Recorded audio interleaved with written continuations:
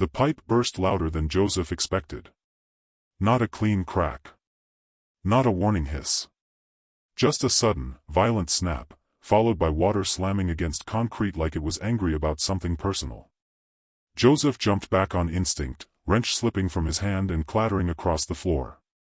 "Damn it," he muttered, breath sharp, heart thudding harder than it should have. He stood there for a second, soaked from the knees down, listening to the chaos he hadn't fixed in time. 61 years old, and his reflexes were still good, but not fast enough to stop that. Joseph shut off the valve and let the silence rush back in. Drips echoed in the crawl space, slow and accusing. He wiped his hands on his jeans and leaned against the wall, forcing his breathing to settle. "You're fine," he told himself. Still fine. He'd said that a lot lately. The house belonged to a young couple who watched him now from the doorway, concern flickering behind politeness. Joseph flashed them a quick grin, the one he'd perfected over decades. "Happens," he said lightly. "Pipes get tired. Like people." They laughed, relieved. He liked that part, making things easier for others.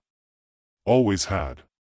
When he finally climbed back into his truck, the Los Angeles sun hit him full in the face. Too bright. Too hot for early afternoon. Joseph sat there longer than necessary, hands resting on the steering wheel, feeling the ache in his wrist settle deeper than usual. His phone buzzed. He didn't look at it right away.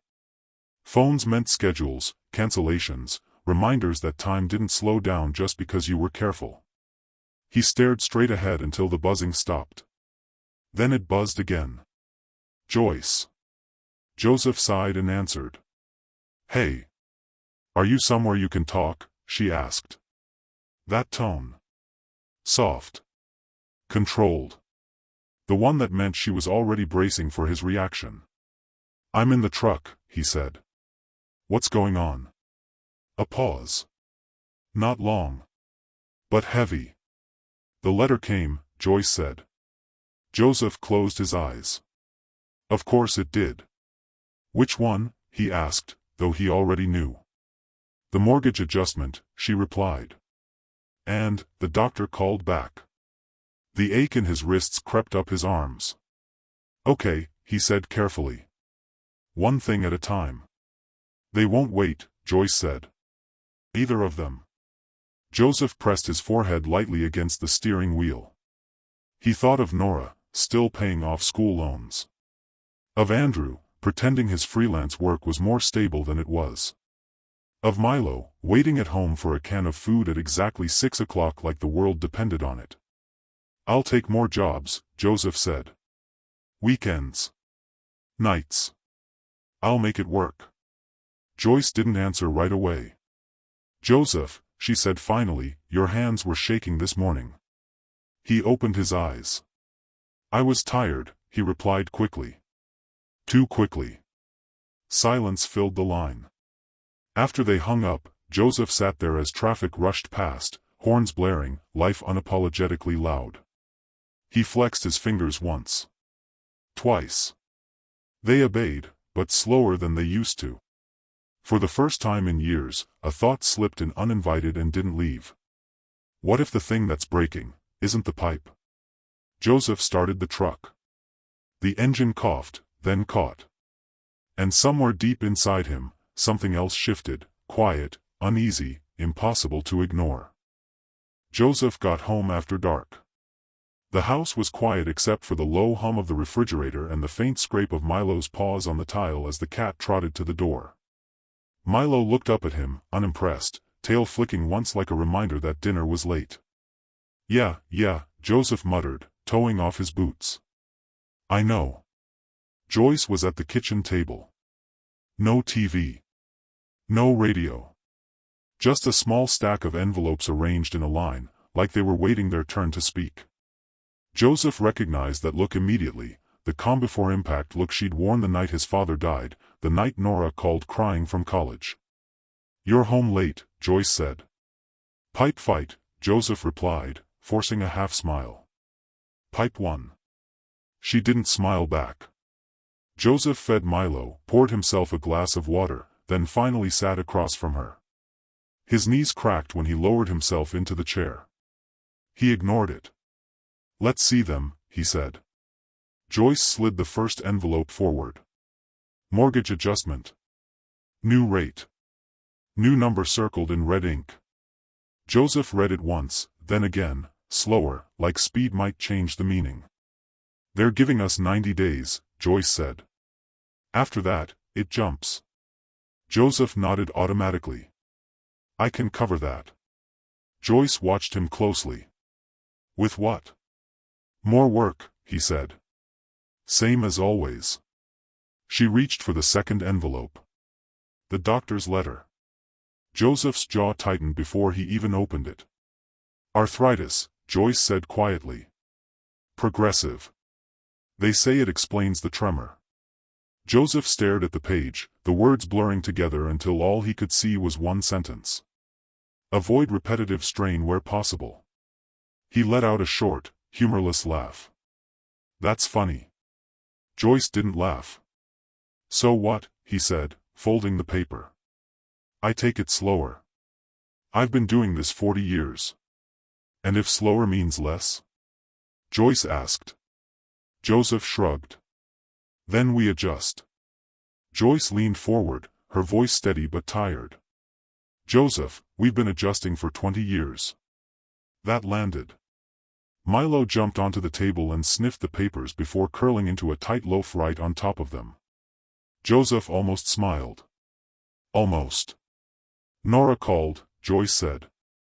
"She asked if we were okay." Joseph stiffened. "We are." "She didn't believe me." "She doesn't need to worry," he said. "That's my job."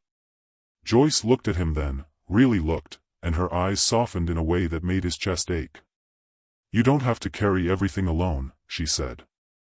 Joseph shook his head. "If I don't, who will?" Later that night, Joseph stood in the garage with the door halfway open, warm Los Angeles air drifting in. He opened his toolbox, staring at rows of worn tools, each one familiar, reliable. Each one dependent on his hands. He flexed his fingers again. They shook, just barely. Enough to notice. For the first time, Joseph didn't joke it away. Because beneath the humor, beneath the stubborn confidence, a truth was forming, slow, unavoidable. If his hands failed him, everything else would follow. Joseph noticed the mistake before anyone else did. It was subtle. A fraction of a second too late tightening a coupling. A drip that shouldn't have been there. He wiped it with his thumb, frowned, tightened again. The drip stopped. But his hand didn't. Just barely. A tremor so small no one else would see it. But Joseph did. He stared at his fingers like they'd betrayed him, then clenched them into a fist until the shaking abated. "Getting sloppy," he muttered. He said it like a joke. Out loud. Because saying it silently felt dangerous. The customer, a middle-aged man in a polo shirt, hovered nearby, watching. Joseph straightened, rolled his shoulders, gave him the familiar smile. "All set," Joseph said. "Good as new." The man nodded, relieved. Money changed hands. Gratitude exchanged. Another problem fixed that wasn't his. Back in the truck, Joseph sat longer than usual before starting the engine. The cab smelled like old coffee and metal. Milo's hair clung stubbornly to the seat from the last vet trip. Joseph rested his hands on the steering wheel. They shook again.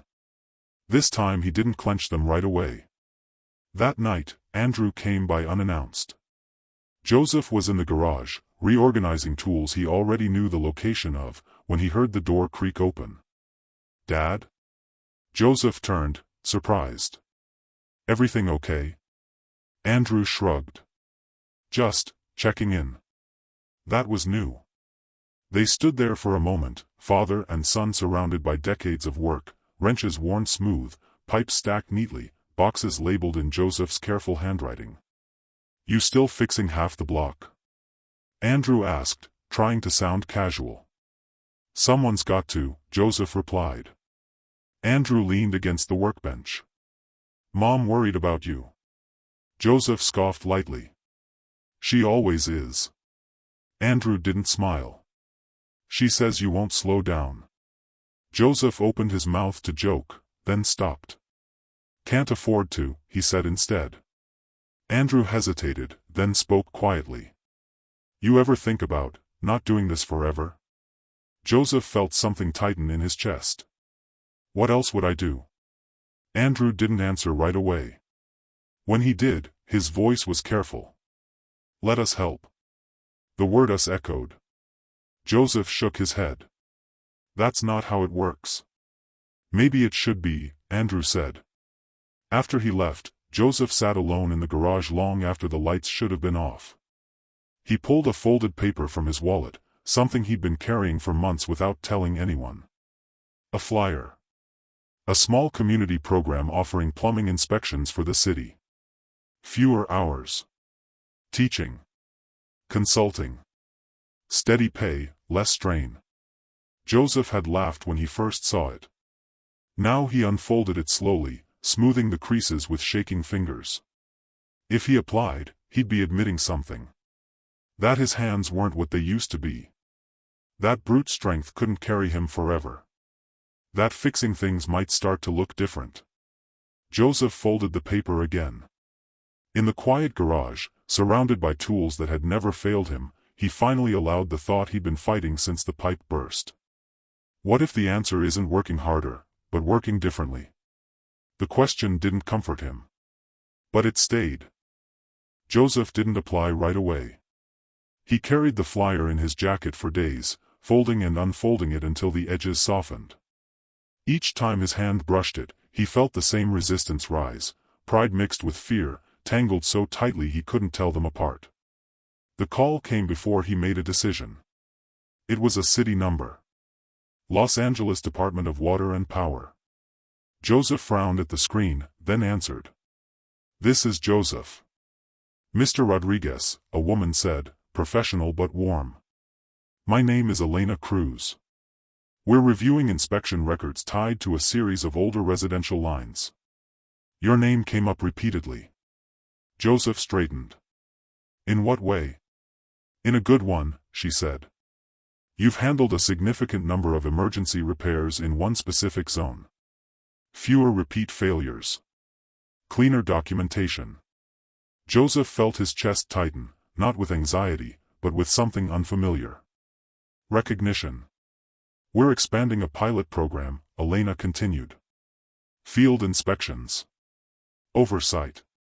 Mentorship for newer contractors. Lighter physical workload. We were hoping you'd consider applying. Joseph glanced down at the flyer in his hand. I'm 61, he said carefully. And my hands. We know, Elena interrupted gently. That's part of why we're calling. Experience doesn't show up in muscle. It shows up in judgment. The words landed harder than he expected. I'd need to think about it, Joseph said. Of course, she replied. But understand this, we don't make calls like this often. They hung up. The garage felt different afterward. Smaller. Like it had been holding him in place longer than he realized. That night, Joseph told Joyce everything. The flyer. The tremor. The call. She listened without interrupting, hands folded in her lap. When he finished, she didn't speak right away. Do you know what scares me? She said finally. Joseph braced himself. That you think stopping means failing, Joyce said. You've fixed everything around this family. You just never gave yourself permission to change. Joseph looked down at his hands. They were still. For now. What if I'm not useful anymore? He asked quietly. Joyce reached across the table and took them. You're not a tool, she said. You're a man. The next day, Joseph sat in his truck outside the city building, engine off, hands resting on his knees. He thought of Nora's voice. Andrew's careful concern. Milo's quiet expectation at 6 o'clock. He thought of the pipe bursting. Of water out of control. Then he walked inside. The interview wasn't dramatic. No promises. Just questions about judgment, about mistakes, about knowing when not to force a fix. Joseph answered honestly. He got the call 2 days later. They wanted him. Not because he could work harder, but because he knew when not to. That evening, Joseph stood in the garage one last time, looking at the tools that had carried him for 40 years. He didn't pack them away. He just closed the box. And for the first time, the silence felt like relief. Joseph didn't tell anyone at first. Not the neighbors. Not the regulars who called him at all hours with leaks and emergencies. Not even the guys at the supply store who'd known him so long they didn't bother asking how he was anymore. He needed time to let it feel real.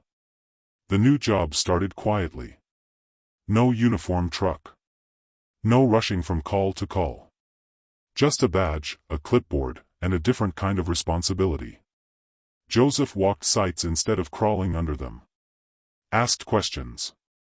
Gave advice that saved people from mistakes he'd made decades earlier. His hands still shook sometimes.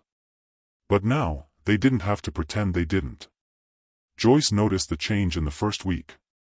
"You're home before dark," she said one evening, smiling like she was afraid to trust it. Joseph nodded. Forgot what that felt like. They sat on the porch as the sun dipped low over Los Angeles, the air warm and forgiving. Milo lay stretched between them, tail flicking lazily, exactly on time for his dinner, like nothing in the world had changed. But everything had. Joseph called Nora and Andrew together that weekend. "I'm not quitting work," he told them. "I'm just doing it differently." There was a pause. Then Nora laughed softly. Andrew let out a breath he hadn't realized he was holding. "About time," Andrew said. Joseph smiled at that. Later, alone in the garage, Joseph opened the toolbox one last time.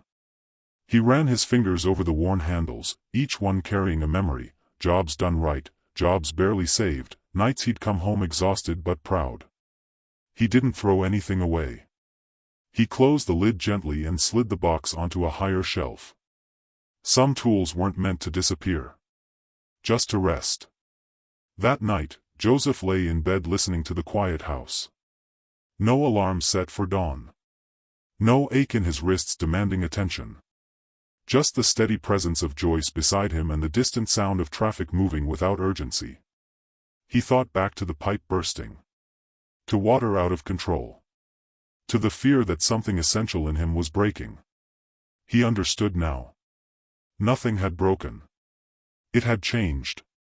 Faith, Joseph realized, wasn't about forcing things to hold forever. It was about trusting yourself enough to loosen your grip when holding on would do more harm than good.